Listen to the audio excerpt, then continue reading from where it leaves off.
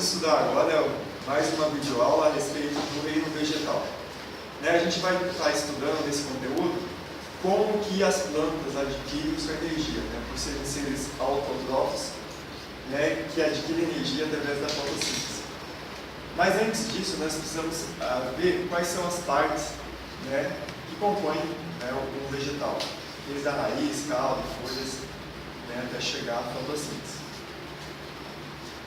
O que é a raiz? A raiz ela é a parte que fixa a planta ao solo, sendo geralmente subterrâneo, e desenvolve então dentro no interior da terra.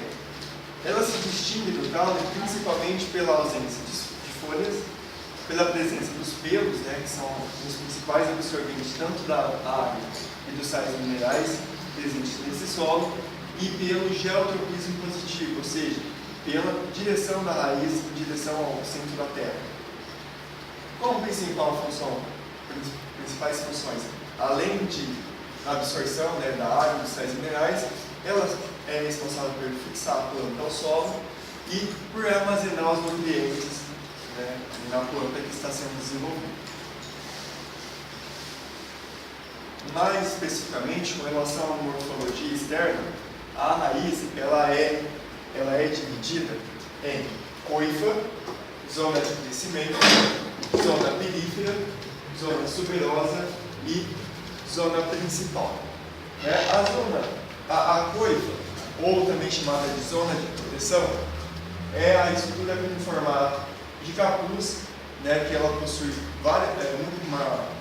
um conjunto de células vivas que estão localizadas na extremidade dessa raiz. A zona lisa, ou zona de crescimento, é aquela onde as células acabam obtendo um formato alongado, é onde vai acontecer o crescimento dessa raiz. Nessa região não temos pelo, não tem pelo absorventes na raiz. Seguindo, nós temos a zona perífera, é a região com maior concentração dos pelos que são responsáveis então pela absorção tanto da raiz, da água quanto dos sais minerais. E por último, nós temos a zona subrosa ou zona de ramificação. É aquela região onde ocorre aquelas ramificações das raízes, que elas acabam se espalhando, distribuindo por todo o solo. Em falar em raiz, nós temos que ver os tipos de raízes. Nós temos as raízes subterrâneas ou terrestres, as raízes aéreas. Com relação às subterrâneas ou terrestres, que são aquelas que desenvolvem no interior da terra, nós temos aquelas que têm a raiz axial rotante. São aquelas que têm uma única raiz primária, no entanto, elas possuem várias ramificações. A raiz fasciculada são aquelas que são dotadas de raízes que saem todas do mesmo ponto, que é o caso do milho.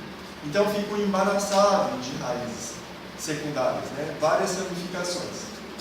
E a raiz tuberosa, que tem como principal função o acúmulo das reservas de amido na planta, como é o caso da cenoura e o caso da mandioca, que são ricas na concentração de amido, e por esse motivo, até para quem faz exercícios físicos e tal, são indicados comer tanto cenoura quanto batata, quanto mandioca, por estar adquirindo energia com esses carboidratos, para a digestão desses carboidratos. Também, agora, já com relação às raízes aéreas, nós temos aquelas que são aquelas que originam dos caules, nós temos as raízes suporte, as raízes cinturas e entre outras. Com relação à raiz suporte, são aquelas que se originam a partir do caule e vão até o solo, e servem de suporte da árvore. Então elas seguram a árvore, nós podemos observar que são raízes de tamanho, de uma dimensão grande, e elas fixam a árvore nesse solo. A raiz cintura são aquelas que se desenvolvem ao redor do suporte.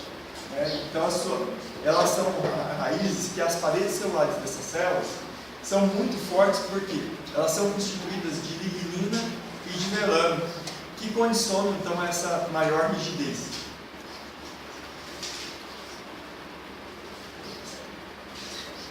As raízes estrangulantes são aquelas com grande quantidade de ramificações. São aquelas que nós encontramos que são confundidas como cipós. Né? Elas vão se entrelaçando no caule e vão subindo. Né? Então elas se enrolam ao tronco, que é o caso dessa espécie aqui, chamada popularmente como mata-pau.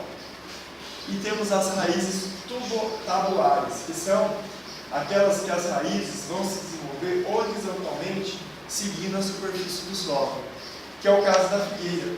Elas condicionam a árvore, né, a função da respiração e da fixação também, como aquele caso que a gente viu anteriormente.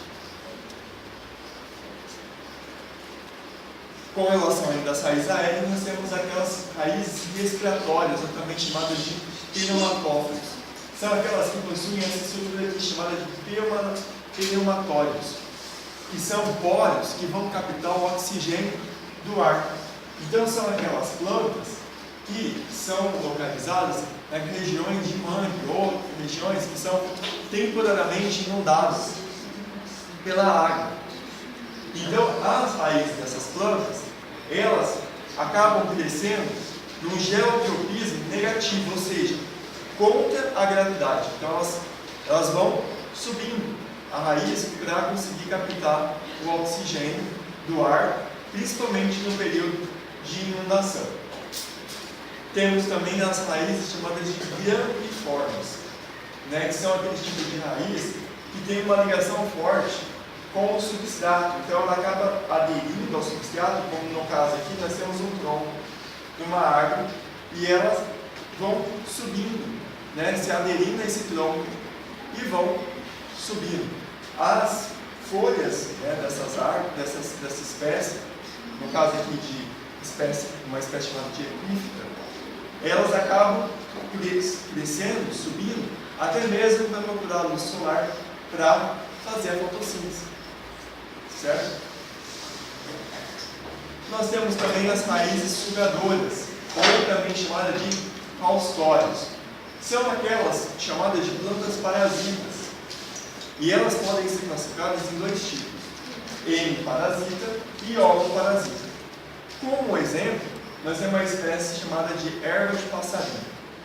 A hemiparasita é quando a raiz ela penetra no caule da outra planta que ela está parasitando, atingindo até o tecido lenhoso, que é aquele que carrega, que transporta a seiva inorgânica, ou seja, a seiva bruta, que é a água e os sais minerais, que vão da raiz para as folhas. Então, quando ela chega até o xilema, ela é uma espécie chamada de hemiparasita. Já quando ela atinge a seiva orgânica, ou seja, aquela seiva elaborada que está carregando, transportando aqueles compostos, né, que foram produzidos lá nas folhas, né, da fotossíntese, por exemplo, glicose, ela é chamada de uma espécie, é chamada de holoparasita, né, porque ela está sugando todos os produtos fotossintéticos, tudo aquilo de energia que a planta necessita para sobreviver, e ela está sugando, está retirando do desenvolvimento dessa planta.